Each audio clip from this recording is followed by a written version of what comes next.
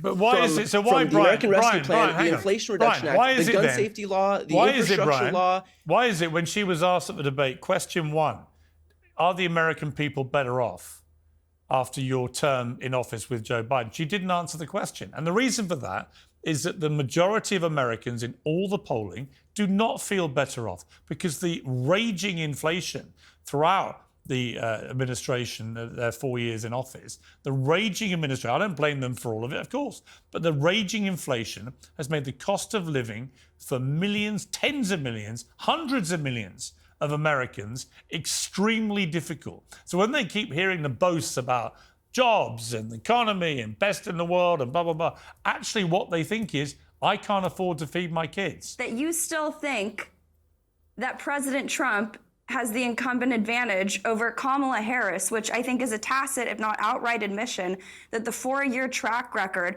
of the Biden-Harris regime is nothing to actually run on. They're still hurting. There's only one reason, Brian, come on. There's only one reason why a presidential candidate of an incumbent party presidency, in other words, a Democrat nominee this time, there's only one reason she wouldn't boast about the economy roaring away in the euphoric way you talk about, and that's because she knows people don't believe it. In this one, we're going to have a look at a heated debate between Piers Morgan, Natalie Winters, and Brian Tyler-Cohen, who just can't help himself from talking continually. It's kind of embarrassing if I was him, if I went back and rewatched this, because every time the woman tries to talk, he just keeps going and keeps going. No respect, right? No respect. And I gotta hand it to Piers Morgan in this one because he does a really good job exposing Brian Tyler-Cohen's Democrat mainstream media talking points. Natalie Winters brings up some good points as well, and it kind of turns into a 2-on-1 against Brian Tyler-Cohen, but that's because he just speaks word salad like the typical Democrat mouthpiece, right? It's turning into a regular thing on that side of the aisle. And this one starts off a little slow, but it heats up there in the middle and gets really good by the end. So make sure you stick around and watch the whole thing. And let's go ahead and just get her started. And by your own admission, she won't boast about it because she knows that is not what people are feeling in their own lives. The majority of Americans are really struggling with the cost of living crisis. So there's a massive disconnect. Which is why it's important to talk about what she's offering for the future. That is why but she gives has nothing, a vision though. for the future. I've watched her interview. She says she just talks in word salad nonsense. There's no actual concrete policy. She said, I'm from the middle class. I know people... Hang on.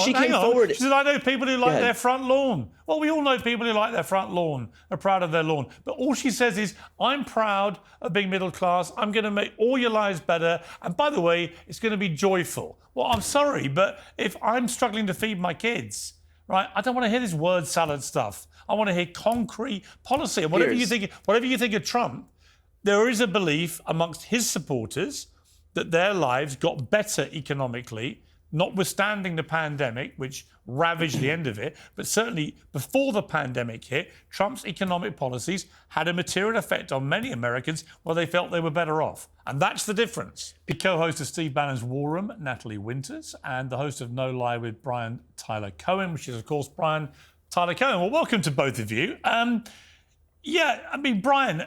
there's a lot of confidence from a lot of people around Kamala Harris. I don't think I'd be feeling overly confident right now because although the national polling looks quite encouraging, the swing state polling looks very, very tight. And I'm hearing that the numbers that we're not seeing suggest the Electoral College is still more likely than not to edge towards Trump. What's your take on this?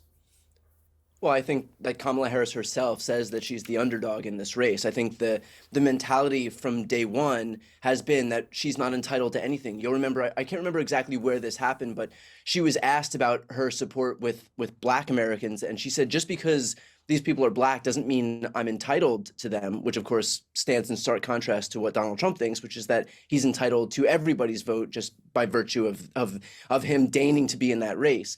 So I think that, you know, from the very beginning, it's been clear that she is going to work to actually get the votes of every single demographic group, regardless of whether they're similar to her by virtue of skin color or political party or whatever it is. What about when she's on a stage with Oprah Winfrey and suddenly morphs from one of the most anti-gun senators in modern American history to sounding like she's Rambo's little sister? You come to my place, I'm going to shoot you.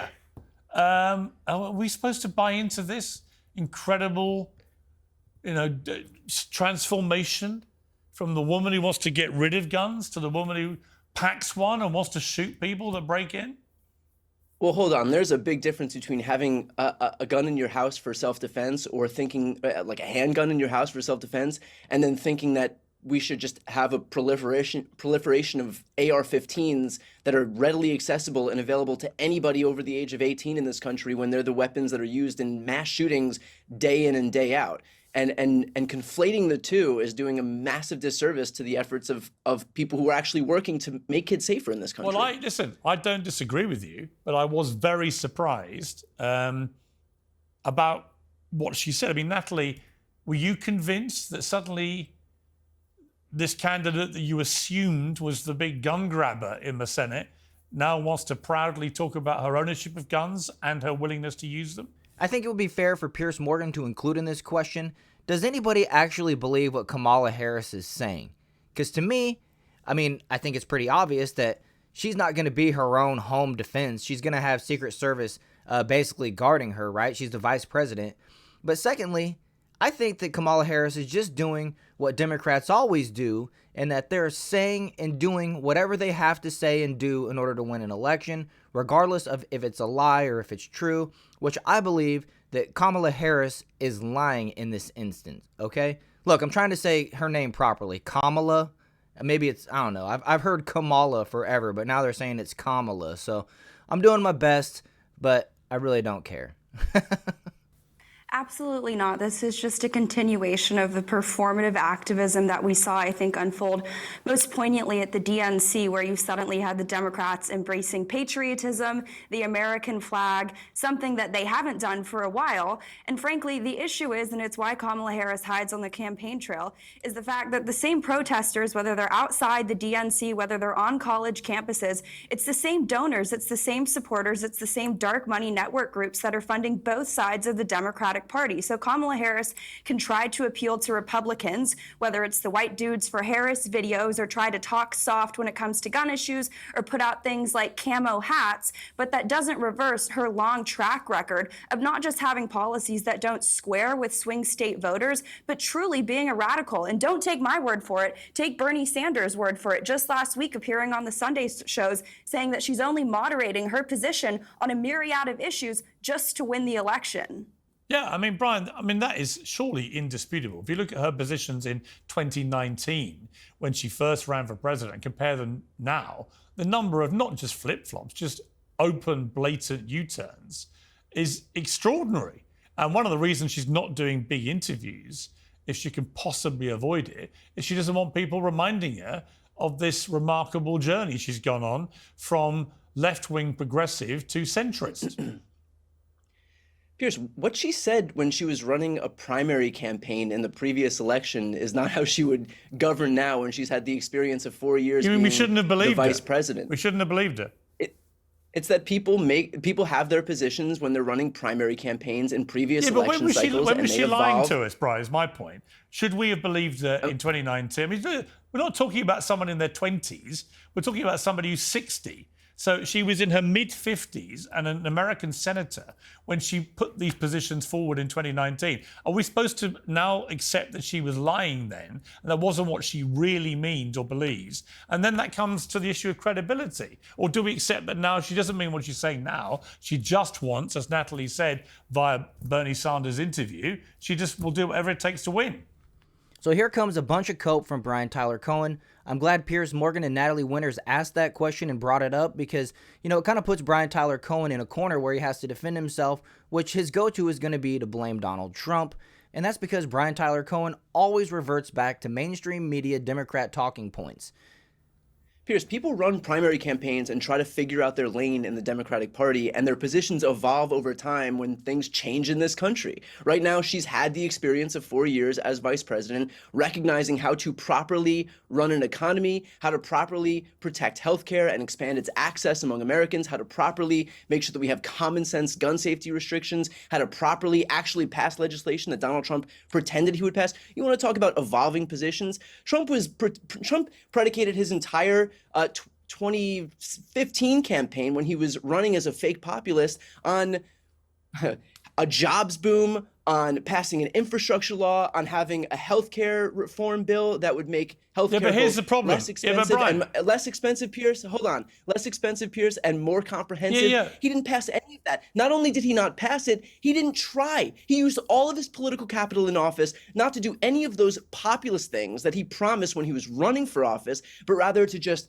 pass a tax cut for millionaires and billionaires. That's what he actually cared about. And that's what he did when he actually had the power. So it's ironic that we're talking about what Kamala Harris said in a few months when she was campaigning in a primary. Donald Trump had the ability to actually govern that way, and he squandered it. But you're missing a point. She's also had that ability because she's been the vice president to Joe Biden for nearly 4 years. So, but the vice president doesn't dictate policy. You know that. She's a senior part of the administration. She's one heartbeat away Right, from but running. it's Joe Biden's administration. As we've now discovered, she's one heartbeat away from running the country, which many people think she currently is, given the state of Joe Biden. Out of interest, Brian, who do you think is running the country right now?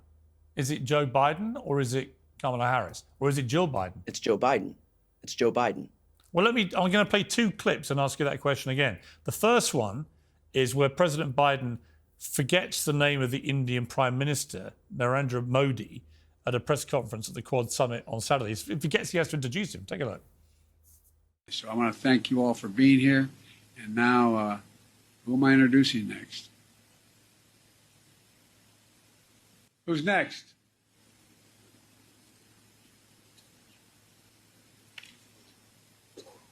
Distinguished guests, the Prime Minister of the Republic of India.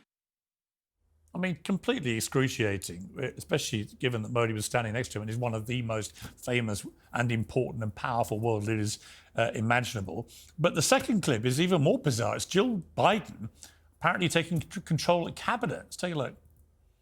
Today at the top of our meeting, Jill's going to give an update on the House initiative, White House initiative to fundamentally change the approach and fund how we approach and fund women's health services. So I'd like to turn it over to Jill and for any comments she has, and it's all yours, kid. Was that really Joe Biden? I mean, I know he's old and looks rough, but that looks like the body double Joe Biden. You know how there's like two versions? I don't even know if that's the one. And plus, it's kind of creepy that he calls his wife kid, not to mention inappropriate that he hands it over to her. Who is she? Who elected Jill? That is crazy. You know, sometimes the White House surprises you. When Joe became president, I knew I wanted to keep shining a light on the issues that I'd worked on for so many years. It's just very bizarre, Brian, to watch both of those and not conclude that Joe Biden, he's no longer running the country. I mean, the idea he takes that call in the middle of the night and has to press a nuclear button.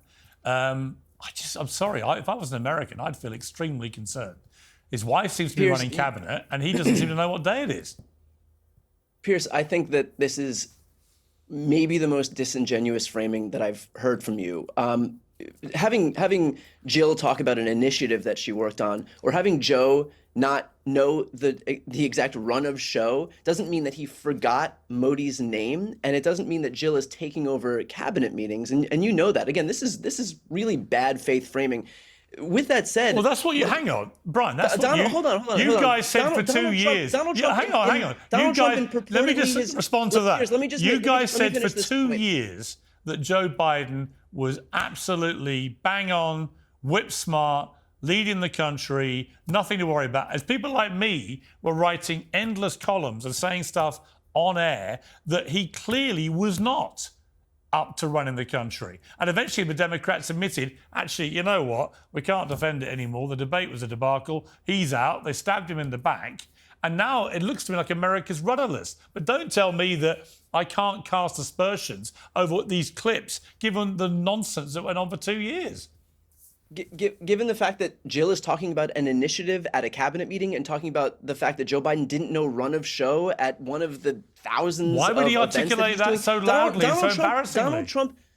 Donald Trump in his right mind thought that Tim Cook's name was Tim Apple and thought that Erdogan was the president of Hungary. So when are we going to do segments on that? Just because you don't know every single detail. Here's the thing that and I know that you don't like to call yourself right-wing media, even though all of your framing is right-wing. I'm not. Here's the thing that I don't understand is that every time is that Donald Trump has done the same thing, if not leagues worse than all of the small mistakes and errors that Joe Biden makes, but we never talk about those because it's just baked into the cake that Donald Trump is going to say crazy things. Well, no, it's not that. It's not that. And because he's graded on such a curve in both this country and international media more broadly, it just comes and goes like a fart in a hurricane when he says that the president of Hungary is Erdogan, for example. Look, dude.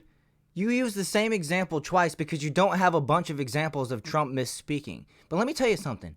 It's every single time Joe Biden is on camera, he flubs it up, right?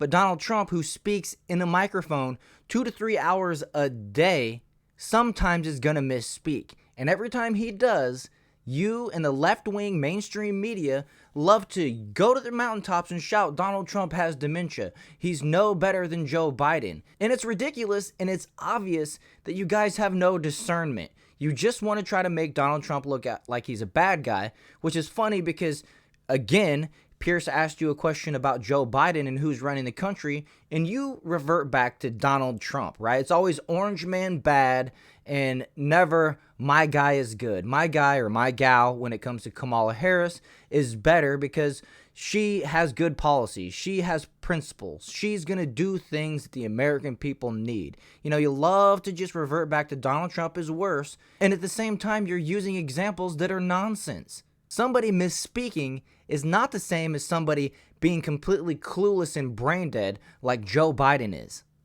Yeah, but you're missing the point. The point about Trump is he's 78, but has the energy of a 60-year-old.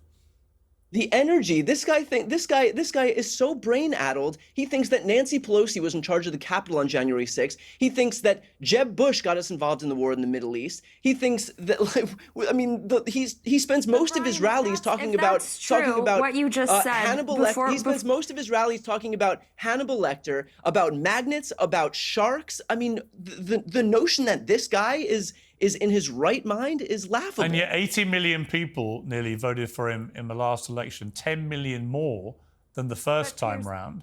And they're more than likely to be even more and they're more than likely for Joe Biden. More than likely to be a higher number this time. Natalie, over to you. And even more people voted for Joe Biden, and that's the number that matters. You can have that you still think that President Trump has the incumbent advantage over Kamala Harris, which I think is a tacit, if not outright admission, that the 4-year track record of the Biden-Harris regime is nothing to actually run on. Those are your very own words. And sure, we can just play sound bites or clips. The incumbency advantage just means that he was the direct president, not Kamala Harris. Kamala Harris is not the direct president. Approach that the Biden regime has taken geopolitically. Sure, Biden might stand up there. He doesn't know Modi's name. Whatever, even if you choose to overlook that, which I don't necessarily think, again, looking at Biden holistically, how he is health-wise, I do not think he is all there. That administration has failed time after time when it comes to any region of the world. We're as close as we've ever been to the brink of World War III, but specifically with the Quad Alliance, the Biden administration isn't even strong enough to stand up to the Chinese Communist Party and say that the reason why we're meeting with the Quad right now is because we want to tackle Chinese Communist Party and China's broader quest for global hegemony in the region. They won't even say that to Politico. It's only on hot mic tapes where you hear Antony Blinken mutter the word China, and that's their framing of the Quad Summit. Joe Biden can't even stand up there and call out China, I would argue, because he's way too compromised because of the business deals of his son.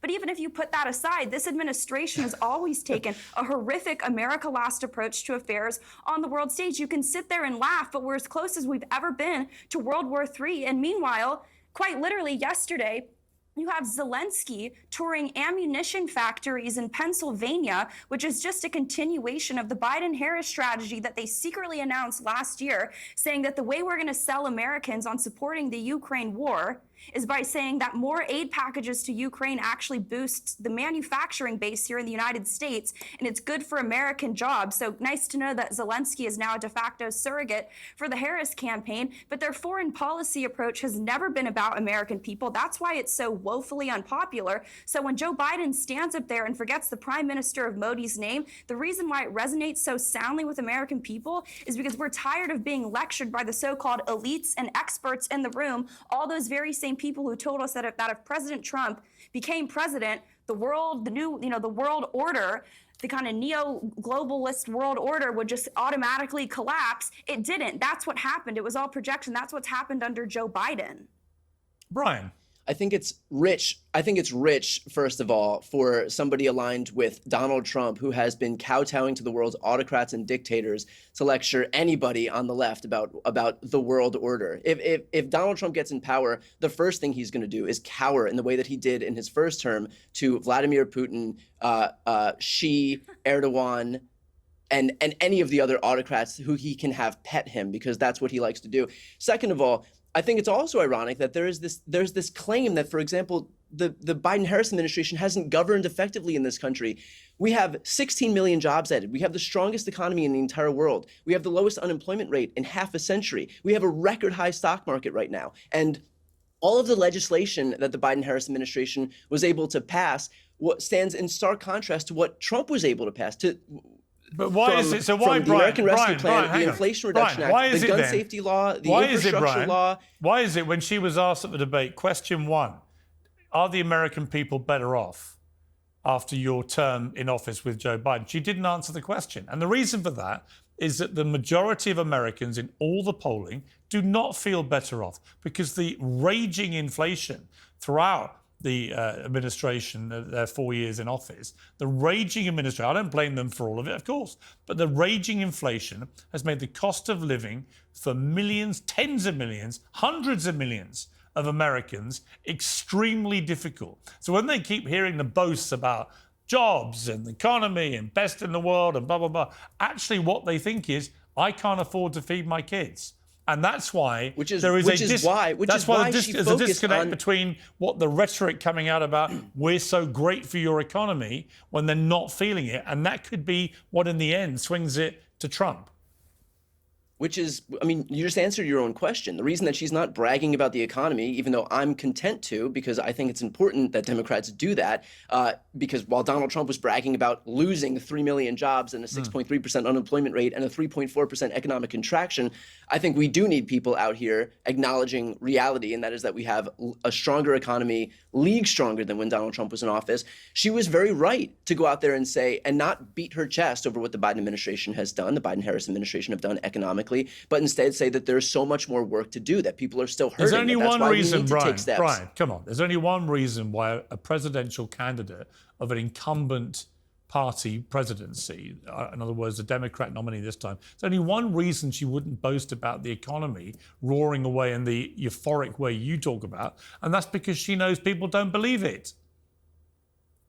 I mean, are you saying that people don't believe the facts that I just said about the economy, that we have 16 million added jobs in the strongest by your own economy in the world? admission, she won't boast about it because she knows that is not what people are feeling in their own lives. The majority of Americans are really struggling with the cost of living crisis. So there's a massive disconnect. Which is why it's important to talk about what she's offering for the future. That is why she gives has nothing, a vision for the future. I've watched her interview. She says she just talks in word salad nonsense. There's no actual concrete policy. She said, I'm from the middle class. I know people... Hang on. She said, I know people who like their front lawn. Well, we all know people who like their front lawn, are proud of their lawn. But all she says is, I'm proud of being middle class. I'm going to make all your lives better. And by the way, it's going to be joyful. Well, I'm sorry, but if I'm struggling to feed my kids, right, I don't want to hear this word salad stuff. I want to hear concrete policy. And whatever you think of Trump, there is a belief amongst his supporters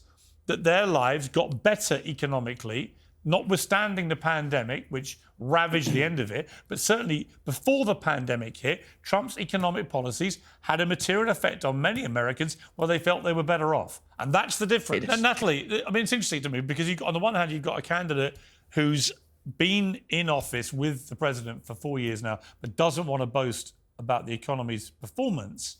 And on the other hand, you have a candidate who was president who very happily boasts about his economic record when he was president, again, notwithstanding the once-in-a-generational pandemic.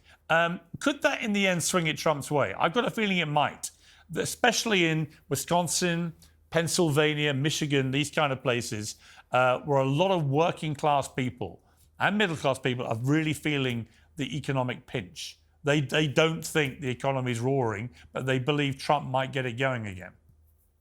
Well, I'm just curious if the numbers that he's referencing are pre or post revision, because it seems like the Biden-Harris administration really has a problem when it comes to the Bureau of Labor statistics coming out, showing that I believe it's the last 6 or so job reports they've had to revise down most sizably. What was it, the 877,000 jobs that they had falsely reported that never actually existed? And if you actually drill down into these numbers, again, I think why you see American people actually flocking to the Trump economic policies, so many of these jobs have actually gone to non-citizens or people who are green card holders and not actual American workers. So it might not be outsourcing directly to other continents, but in some ways it's a continuation of sort of that establishment, decades-old policy of doing that. But it seems like the Harris campaign, the best thing that they can do is do cheap ripoffs, sort of intellectual property theft of the Trump campaign, whether it's the tax on tips or anything to that ilk. But I think the question remains, like we've been talking throughout the entire thread of this discussion,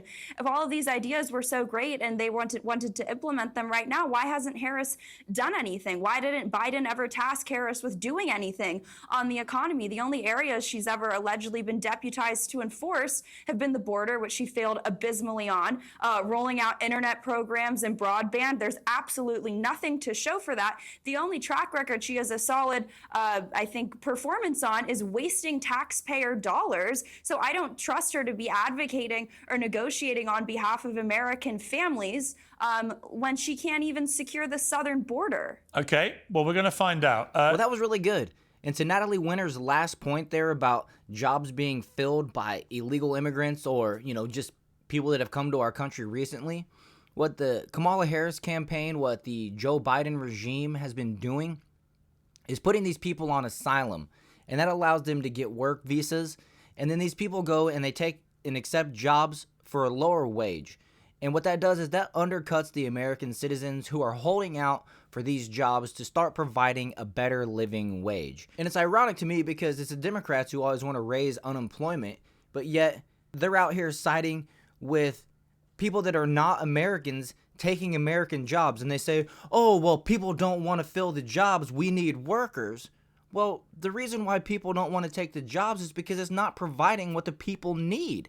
So when they go and allow these immigrants to take the jobs, they're actually undercutting the American citizens who, like I said, are holding out for these jobs to start providing better wages, better benefits, better health care, better retirement. And when the government doesn't intervene the way that they have, these types of things work themselves out because the companies ultimately need workers. But whenever the Democrat government is importing people that are willing to work for cheap, they're actually hurting the American citizens. Go figure, right? And one of the things that concerns me the most about importing all these workers with work visas who are basically on a path to citizenship is, are these folks going to be eligible for Social Security benefits when they retire? Because that's a concern to me. As somebody who's paid into Social Security since I was 15 years old, I want that to be there for me. That was my loan to the government that I need to be there for me when it's time for me to retire. My family needs that to be there for me whenever it's time for me to retire. And I don't want them to up the retirement age. I want to retire when I'm entitled to. They've already upped it a couple years over my lifetime, which is already, redoing their half of the deal. So I'm really disappointed in these people that are going to go out here and just vote blue no matter who. It's disgraceful, and it's a vote against your own retirement, and it's a vote against your neighbors, it's a vote against your family, and it's a vote against the future of American citizens. So with that, I think I'm going to go ahead and wrap up. Hopefully you enjoyed this one. If you agree with my sentiment, make sure to hit that like button, subscribe to the channel, share this video, and I'll see you guys in the next one.